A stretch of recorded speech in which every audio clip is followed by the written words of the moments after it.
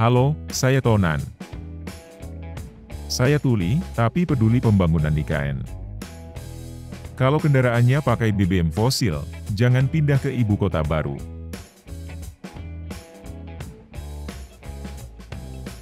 Itu bukan kata Tonan. Bukan pula kata pejabat yang berwenang di IKN.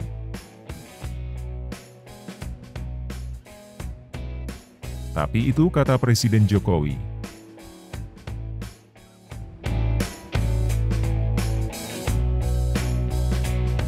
Dia melarang penggunaan kendaraan yang tak ramah lingkungan di IKN.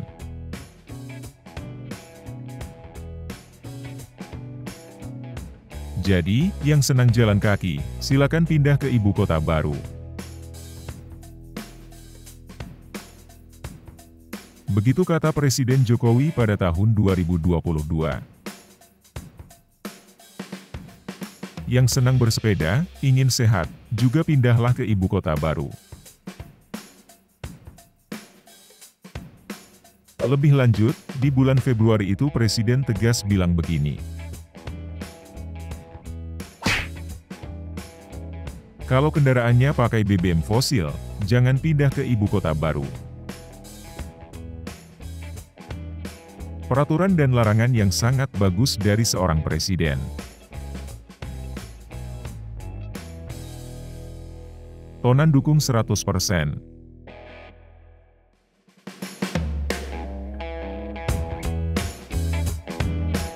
IKN dibangun dengan prioritas warga berjalan kaki.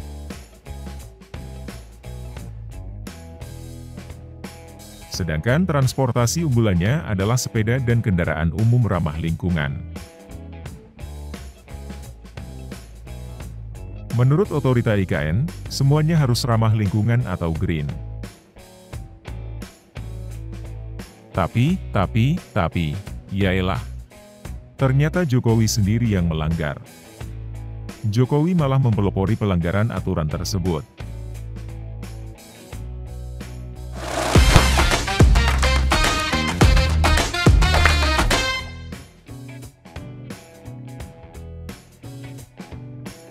Jokowi malah kasih contoh pakai motor BBM fosil di IKN.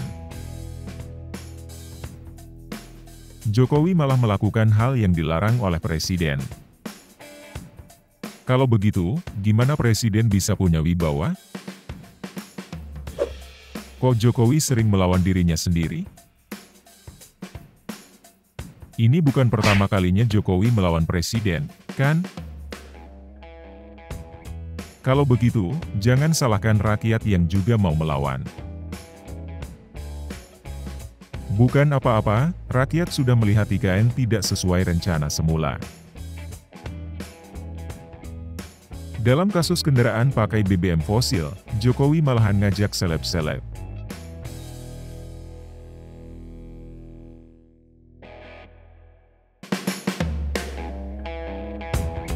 Jokowi bawa rombongan seleb menjajal jalan tol di IKN.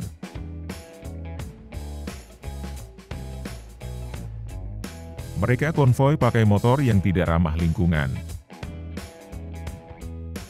Kok Jokowi malah ngajak influencer kasih contoh melanggar aturan IKN? Hampir semuanya pakai motor BBM fosil.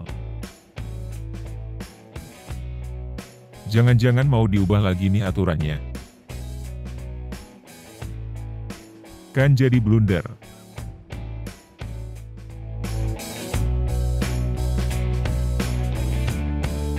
Padahal, para influencer dilibatkan untuk mengcounter kabar negatif. Banyak sekali kabar negatif terkait IKN. Dan semua kabar negatif itu terus menguat. Karena pembangunan dasar yang belum selesai. Karena tahap pertama pembangunan IKN ternyata tidak sesuai rencana. Tapi, Jokowi sendiri malah nambahin isu negatif. Jokowi malah bikin rakyat jadi pesimis tentang keberlanjutan IKN. dengan kasih contoh kendaraan yang tidak sesuai rencana IKN.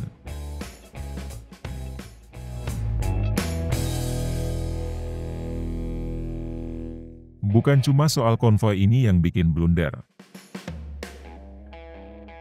Makanya banyak pengamat bilang strategi influencer Jokowi gagal total. Padahal, para influencer diharapkan bikin pesan-pesan sukses pembangunan IKN. Strategi instan itu aneh banget.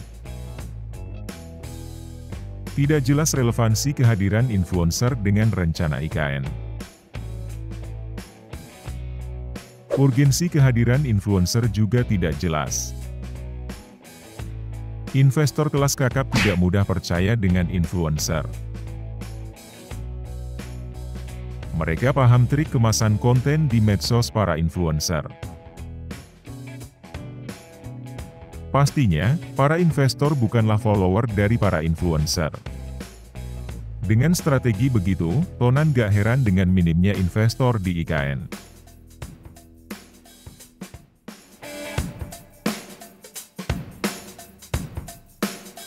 Makanya, Jokowi semakin gelisah. Apalagi menjelang akhir masa jabatannya. Semakin mendekati bulan Oktober, Jokowi semakin galau. Karena tahap pertama pembangunan IKN gagal selesai sebelum Agustus. Rencananya kan mau dipertontonkan saat upacara HUT RI.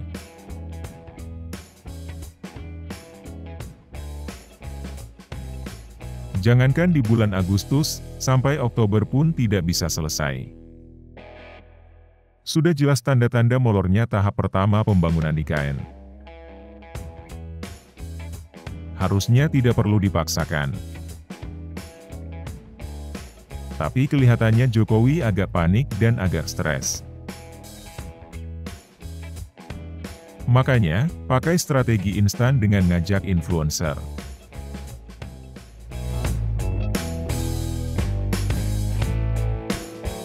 Lalu, mau bawa rombongan 500 relawan ke proyek IKN. Tapi, blundernya strategi influencer bikin Jokowi berpikir ulang. Tapi strategi itu ternyata sangat tidak efisien dan tidak efektif. Rakyat pun sudah menghitung-hitung banyaknya uang negara yang dipakai. Puluhan miliar uang negara dipakai untuk hal yang tidak relevan.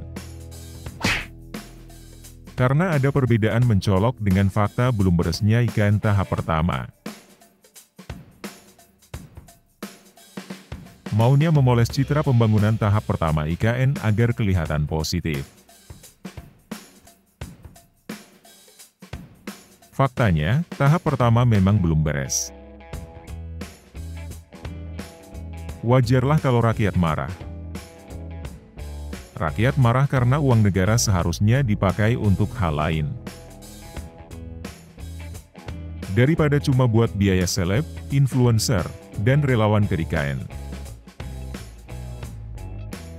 Seharusnya digunakan untuk hal yang bermanfaat bagi rakyat. Seperti bantuan sosial bagi yang membutuhkan atau program pembangunan lainnya. Seharusnya Jokowi lebih bijaksana dalam mengalokasikan anggaran.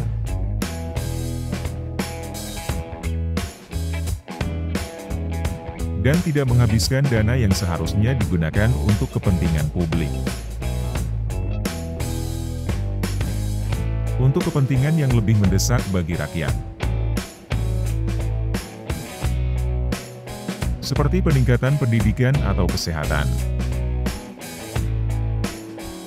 Percuma kalau dipakai cuma untuk membiayai seleb, influencer, dan relawan. Buat apa membiayai pencitraan yang cuma bikin blunder?